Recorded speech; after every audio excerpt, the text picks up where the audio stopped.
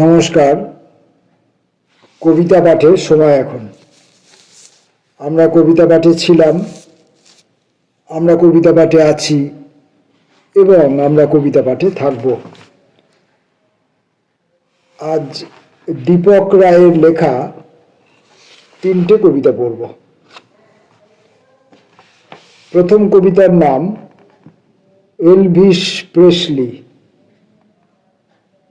Michael জ্যাকসনের মতো আপনাকে নিয়েও কয়েক পংক্তি। আমেরিকার আর এক সঙ্গীত সম্রাট। আপনি বললেন একা, ভীষণ একা। দুপুরের খাঁ খাঁ রোদে আকাশে উঠতে থাকা চিলের মতো আপনি একা। রক অ্যান্ড রোলের জনক, 31 বছর বয়সে আপনার নামে 71টি ব্যান্ড। আপনার নামের পাশে 500 মিলিয়ন রেকর্ড, বিক্রির রেকর্ড। আপনার নামের পাশে 500 মিলিয়ন রেকর্ড, অথবা আমি যদি বিক্রির রেকর্ড এটাকে যদি আমি একসঙ্গে পড়ি তাহলে আপনার নামের পাশে 500 মিলিয়ন রেকর্ড বিক্রির রেকর্ড, রেকর্ড বিক্রির রেকর্ড। অথবা আপনার নামের পাশে 500 মিলিয়ন রেকর্ড। দুরকমভাবে সম্ভাবনা জাগছে। আমার প্রথমে ভুল পড়াটা আমাকে অন্য একটা জায়গায় কোথাও পৌঁছে দিল। যাই হোক, আমি আবার এটা পড়ছি। রক অ্যান্ড রোলের জনক, 31 বছর বয়সে আপনার নামে 71টি ব্যান্ড। আপনার নামের পাশে 500 মিলিয়ন রেকর্ড বিক্রির রেকর্ড। আপনার খ্যাতি, আপনার বৈভব কিছুতেই কিছু নয়, জানালেন আপনি। মাদকাসক্ত আপনি একা এবং একা, চিলের মতো উঠতে উঠতে উঠতে 42 বছর বয়সে মুখ থুবড়ে পড়ে গেলেন হাওয়াই দ্বীপের আকাশে। আপনার বিরল কণ্ঠে তখনও ভাসছে মাই ওয়ে, ও মাই ফ্রেন্ড, মাই ওয়ে।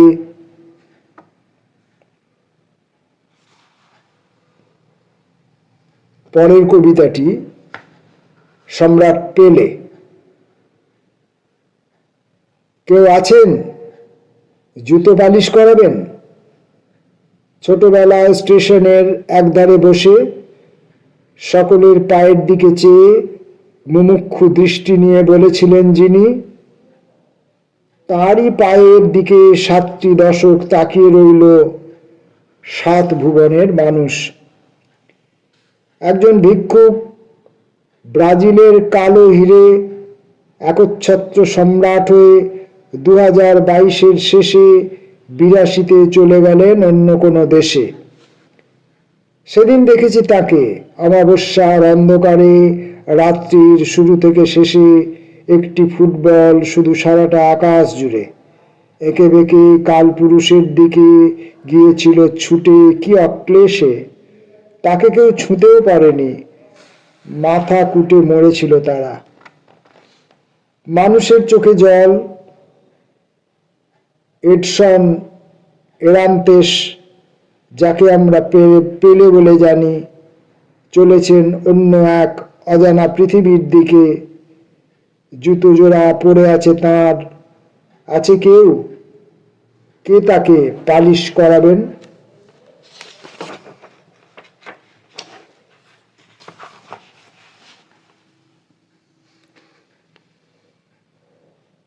ভালো পরিবেশন করতে পারি না, করার চেষ্টাও করি না, সেই জাতীয় আমার কোনো শিক্ষাও নেই। কিন্তু কবিতাগুলো পড়ার সময় আমার মধ্যে আমি অনুভব করি, আপনারা কনসিডার করবেন কিনা জানি না, আমার মধ্যে একটা ইমোশন কাজ করে, একটা আবেগ কাজ করে, একটা উত্তেজনা কাজ করে, যার ফলে যা লেখা আছে তা বাদ দিয়েও আমি অন্য কিছু অনেক সময় বলে ফেলতে যাই বা বলে ফেলি, আবার সংশোধন করে নিই।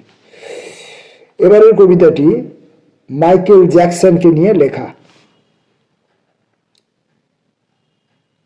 আপনি আমার কেউ নন, তবু আপনাকে নিয়ে লিখতে হলো। 150 বছর বাঁচতে চেয়েছিলেন আপনি। 12 জন অভিজ্ঞ ডাক্তার ছিলেন আপনার বাড়িতে। আপনার খাবার ল্যাবরেটরি থেকে পরীক্ষা করে আসতো আপনার কাছে। আপনি 150 বছর বাঁচতে চেয়েছিলেন। 15 জন লোককে ব্যায়াম করানোর জন্য রেখেছিলেন আপনি। আপনি অক্সিজেনযুক্ত বিছানায় ঘুমাতেন, কারো সঙ্গে করমর্দনের সময় দস্তানা ব্যবহার করতেন, প্রয়োজনে মাস্ক পরতেন। 150 বছর বাঁচতে চেয়েছিলেন আপনি। শেষ 25 বছর ডাক্তারের পরামর্শ ছাড়া এক পাও চলতেন না আপনি। আপনি অর্গান ডোনার রেখেছিলেন আপনার বাড়িতেই, কিডনি, লাংস কিংবা চোখের জন্য যদি হঠাৎ প্রয়োজন হয়। কারো প্রয়োজন হয়নি। 25/2/2009 50 বছর বয়সে আপনার হৃৎপিণ্ড স্তব্ধ হয়ে গেল। লস অ্যাঞ্জেলস আর ক্যালিফোর্নিয়ার অভিজ্ঞ ডাক্তাররা, আপনার চারপাশের মানুষজন, পরিচারক, অর্গান ডোনার সবাই দাঁড়িয়ে দাঁড়িয়ে দেখছিলেন আপনাকে। পৃথিবীর 2.5 লক্ষ মিলিয়ন লোক একসঙ্গে আপনার মৃত্যু সংবাদ শুনছিলেন। 25 জুন 2009 8 লক্ষ মানুষ একসঙ্গে গুগল সার্চ করছিলেন। 3.5 মিনিট উইকিপিডিয়ায় কাজ করেনি, ট্রাফিক জ্যাম হয়ে গিয়েছিল। সবাই দেখছিলেন একটা বনস্পতি তার ফুল, ফল, ডালপালা সমেত দুমড়ে মুচড়ে মাটির ভেতর কিভাবে মিশে যাচ্ছিল। কবি দীপক রায়ের লেখা 3টি কবিতা বললাম, 3 ব্যক্তিত্বকে নিয়ে লেখা অসাধারণ 3টি কবিতা। আমার পড়া, বারবার একই কথা প্রত্যেক ভিডিওতেই বলি, আমার পড়ার যে ত্রুটি তাকে ক্ষমা করে কবিতাগুলো যদি আপনারা শোনেন, যে কয়েকজন শুনবেন সেটাই আমার লাভ। নমস্কার, আসবো পরবর্তী ভিডিওয়ে।